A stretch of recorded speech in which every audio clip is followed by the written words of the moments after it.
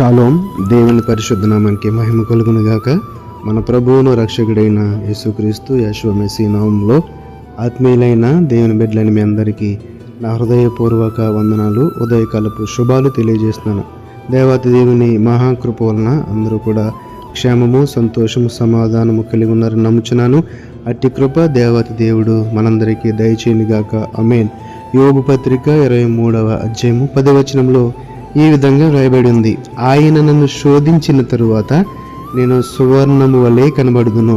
ఆయన నన్ను శోధించిన తరువాత నేను సువర్ణము వలె కనబడుదును. ఈ మాటలోని మర్మమును మనం జాగ్రత్తగా చూస్తే పిల్లారా, దీని యొక్క వివరణ పేతురు రాసిన మొదటి పత్రిక 1వ అధ్యాయము 7వ వచనంలో చాలా సుస్పష్టంగా మనకి కనిపిస్తుంది. పేతురు రాసిన మొదటి పత్రిక 1వ అధ్యాయం 7వ వచనం: నశించిపోవు సువర్ణము అగ్ని పరీక్ష వలన శుద్ధపరచబడుచున్నది కదా, దానికంటే అమూల్యమైన మీ విశ్వాసము ఈ శోధనల చేత పరీక్షకు నిలిచినదై యేసుక్రీస్తు అనే యెషువా మెస్సీయ ప్రత్యక్షమైనప్పుడు మీకు మెప్పును, మహిమయు, ఘనతయు కలుగుటకు కారణమగును. మనము యోబు 23:10 చదివిన ప్రకారము ఆయన నన్ను శోధించిన తరువాత నేను సువర్ణం వలె కనబడుదును. ఈ యొక్క పేతురు రాసిన మొదటి పత్రిక 1:7 చూస్తే దీని వివరణ, బంగారము మట్టిలో ఉన్నంతసేపు దానికి ఏమన్నా విలువ ఉంటుందండి. అందుకే అక్కడ రాయబడింది చూడండి, నశించిపోవు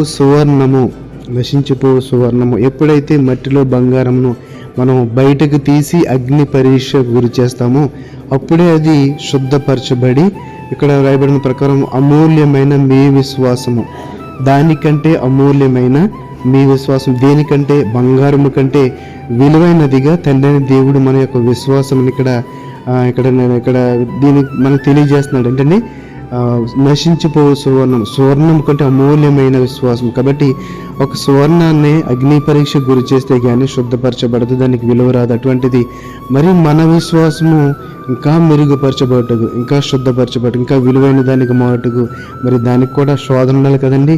అందుకనే తండ్రి దేవుడు చెప్తున్న మాట, యోబు పత్రిక భక్తుడైన యోబు చెప్తున్న మాట, ఆయన నన్ను శోధించిన తరువాత నేను సువర్ణము వలె కనబడదు. ఎంతో వేదనలో, శోధనలో ఉన్న యోబు చెప్తున్న మాట అండి.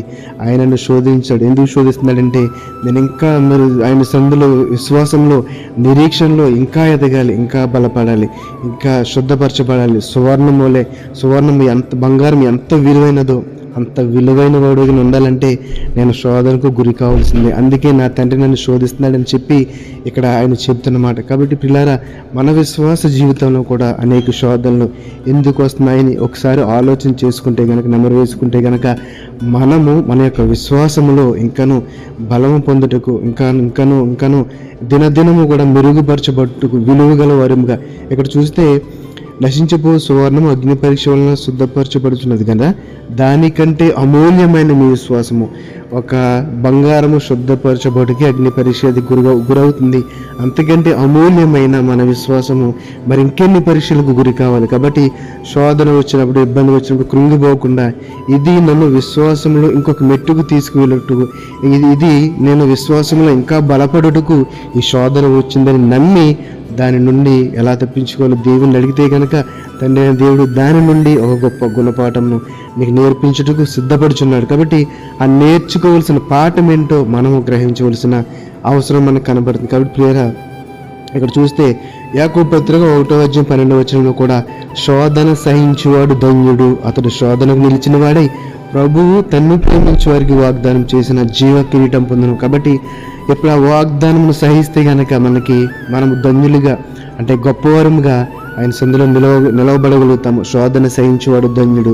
వాళ్ళకి ఇచ్చే బహుమానం ఏంటో తెలుసండి, జీవ కిరీటము. అది నాశనం లేనిది జీవ కిరీటము, ఎప్పుడూ కూడా మనతో ఉండేది. ఈ లోకంలో ఇచ్చే కిరీటాలు అయితే మరణం వరకు ఉండొచ్చు, లేకపోతే మధ్యలో వేరొకరికి వెళ్ళిపోవచ్చు. కానీ నీవు నేను తండ్రి వలన పొందుకుంటున్న జీవ కిరీటము ఇది శాశ్వతము, ఎప్పటికీ నిలిచే ఉంటుంది. కాబట్టి అటువంటి జీవ కిరీటమును పొందుకునే వారముగా మనం ఉండాలి. దాన్ని పొందుకోవాలంటే మనకు వచ్చే శోధనలన్నీ కూడా మనం సహించాలి, అందులో ఎదురొడ్డి పోరాడాలి, సాతానుతో పోరాడాలి. కాబట్టి దేవుడు మనకిస్తున్న, లేకపోతే సాతాను ద్వారా మనకు వస్తున్న శోధన నుండి మనం ఒక పాఠము నేర్చుకుంటూ మాత్రమే, ఇవి మనల్ని దేవుడు పరిశోధించడానికి మాత్రమే ఈ శోధనలు వస్తుందని మనం గ్రహించి ఇంకనూ ఆత్మలో బలపడదాం, దేవుని మేలు పొందుకుందాం. అట్టి కృప దేవాదేవుడు మన దయచేయనుగా కామెన్. పరిశుద్ధుడ మహోన్నతుడములకు నా తండ్రి, నీ పరిశుద్ధమైన నామమునకు వందనాలు, స్తుతులు, స్తోత్రాలు.